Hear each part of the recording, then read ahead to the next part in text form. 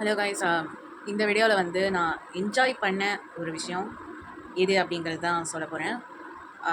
Mostly வந்து பார்த்திங்கன்னா நான் என்ஜாய் பண்ண விஷயமே இந்த சோலோ ட்ரிப் மாதிரி போயிருந்தது. சோலோ ட்ரிப்புனா இது அங்கே சேலத்துலேருந்து நான் சேலத்தில் தான் இருக்கேன். சென்னை, பாண்டிச்சேரி, புதுச்சேரி அந்த மாதிரி போன இடம் வரைக்குமே என்ஜாய் பண்ணேன் அப்படின்னு, ஐ மீன் தனியாக போனேன் அப்படின்னு சொல்ல மாட்டேன்.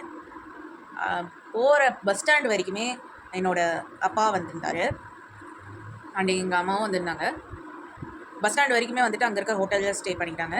அதுவும் எதுக்காக போனோம் அப்படின்னு கேட்டிங்கன்னா 2023 அதுவும் ஏப்ரல் மாதம்னு நினைக்கிறேன். அந்த டைமில் வந்து ஏதோ ஒரு G20 அப்படின்னு சொல்லி ஒரு இது வந்திருந்தது. அந்த காலேஜ்லேருந்து ட்ரிப்புக்காக கூப்பிட்ருந்தாங்க அப்படின்னாங்க. என்னோடய காலேஜில் என்னை மட்டும் கூப்பிட்ருந்தாங்க. எதனால் அப்படின்னு கூட இப்போ எனக்கு மறந்துடுச்சு. பட்டு மேமுங்க வந்து கம்பல் பண்ணாங்க. ஐ மீன் ஹெச்ஆர் வந்து போயிட்டு வாங்கம்மா, ஏதாவது ஒன்று தந்தா கொடுங்க, அவார்ட் மாதிரி ஏதாவது தருவாங்க போல இருக்கு அப்படின்னாங்க. எனக்கு வந்து புரியல எதுக்கு போகணும் ஏன் போகணுன்னு. அப்புறம் யோசித்தேன், சரி நம்மளுக்கு 2 நாளைக்கு ஓடி அப்படின்னு, ஐ மீன் லீவ் வந்து தருவாங்க. அதுதான் வந்து அது லீவுன்னு போட மாட்டாங்க. இந்த ஓடி ஃபார்ம் கேள்விப்பட்டிருக்கிறவங்களுக்கு தெரியும், காலேஜ் படித்தவங்களுக்கும். அதனால் வந்து லீவ் போட மாட்டாங்க. சரி போயிட்டு வந்துடலாம் அப்படின்னு டிசிஷன் எடுத்து நானும் என் பேரண்ட்ஸ் போயிட்டோம். போனதுக்கு அப்புறமேட்டு பார்த்தீங்கன்னா பஸ் ஸ்டாண்ட் வரைக்கும் வந்தாங்க. பஸ் ஸ்டாண்டு வரைக்கும் வந்தவங்க இது எப்படி வரணும், ஏன் எப்படி போகணும் அப்படின்னு தெரியல. ஸோ என்ன பண்ணோன்னா, அவங்க சொன்ன குறிப்பிட்ட இடத்துக்கு டாக்ஸி வரைக்கும் நாங்கள் வந்து அலைஞ்சி ஒரு வழியாக ஒரு இடத்துக்கு போனோம். அதில் வந்து அந்த இடம் வந்து பிரிட்டிஷ் காலனிங்க மாதிரி இருந்தது. அந்த இடம் தான் இருக்கிறதுலே பிரிட்டிஷ் காலனி நீட்டாக இருந்தது. அங்கே ஒரு ஸ்டாச்சு மாதிரி ஒரு அம்பா இந்த மாதிரி இருந்தது. அங்கே இருந்து இன்னொரு கார் வந்தது. அங்கே இருந்து நான் சோலோவாக போனேன். எனக்கு வந்து பயமே இல்லை. ஆஸ் அ லேடியாக எனக்கு என்ன செய்யறதுனே தெரியல, பயமே இல்லை. நான் வந்து போனேன். அந்த கார் டிரைவரும் சரி, என் கூட வந்த ஒரு பிரதரும் சரி, சேம் ஏஜ் தான் நினைக்கிறேன், பட் இருந்தாலும் பிரதர்னே சொல்லிடுறேன். அவங்க மொனாலியோ சம்திங் அந்த ஊர்லேருந்து வந்தவர். ஆனால் அவர் ஹிந்திக்காரர் மாதிரி தெரிஞ்சுது, தமிழ்நாட்டிலேருந்து போனவர்னு தெரிஞ்சுது. ஸோ வந்து ஓகே அப்படின்னு போயிட்டோம். எனக்கு எந்த ப்ராப்ளமும் இல்லை. கார்லேருந்து இறங்குற வரைக்குமே அந்த 2 நாள் டைம் வரைக்குமே எனக்கு எந்த ப்ராப்ளமும் இல்லை. என்ன எனக்கு மட்டும்தான் இந்த ஃபீவரு, சிக்னஸ் ஆகிடுச்சு. மேம் எனக்கு உடம்பு சரியில்லை, நான் போகல, லீவ் எடுத்துக்கலான்னு கேட்கலான்னு இருந்தேன். இல்லைம்மா போகணுமா, காலேஜோட ப்ரெஸ்டீஜ்மா, ப்ளீஸ்மா போயிட்டு வந்துருமான்னு காலேஜில் சொன்னாங்க. நான் வந்து ஓகே போகலாம் அப்படின்னு அங்கே வந்து காரில் ஏறினதுக்கப்புறமே போய் வந்துட்டேன்.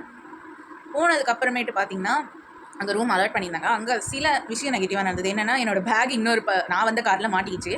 அந்த காரை வேறு எங்கேயோ போய் ட்ராப் பண்ணிட்டாங்களாம். அதுக்கப்புறம் அதை எப்படியோ கஷ்டப்பட்டு எடுத்துகிட்டு வந்தாங்க.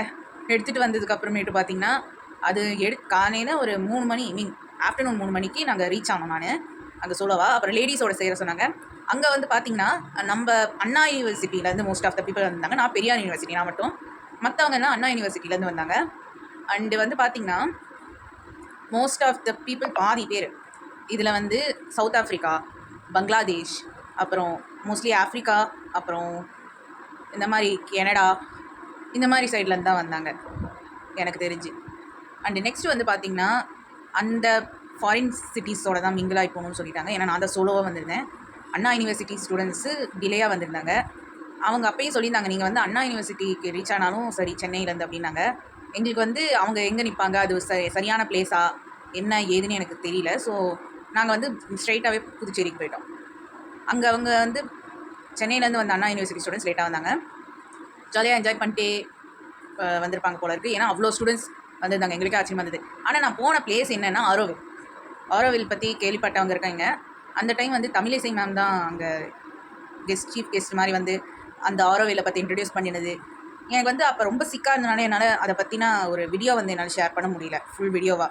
என்னால் ஃபோட்டோ கூட எடுக்க முடியலன்னா பாருங்களேன். மற்றவங்க தான் ஓவர் ஃபோட்டோ எடுத்தாங்க, என்னால் கான்சென்ட்ரேட்டே பண்ண முடியல.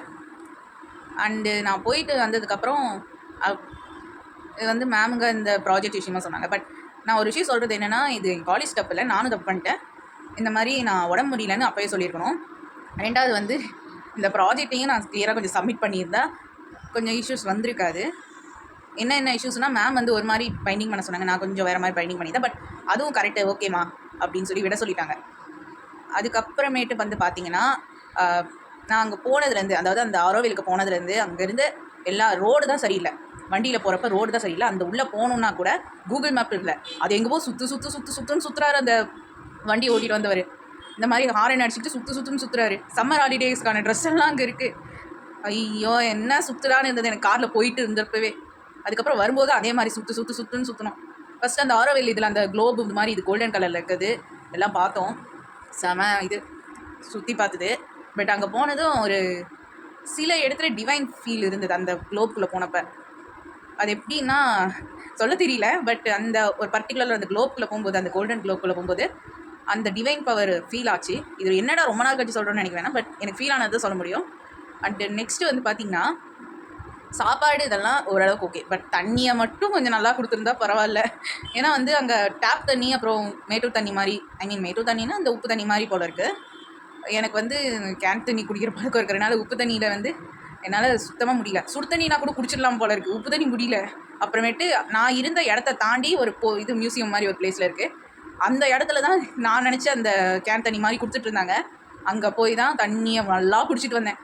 அது வரைக்கும் பிடிக்கவே முடியல. அப்புறம் அங்கே வந்து பார்த்திங்கன்னா சாப்பாடு ஓகே தான், எனக்கு தெரிஞ்சு ஓகே. நார்மல் ஃபுட் எல்லாருமே ஃபாரின் கண்ட்ரீஸ்லேருந்து வந்த டிவோட்டீஸ்ன்னு சொல்லுவேன்.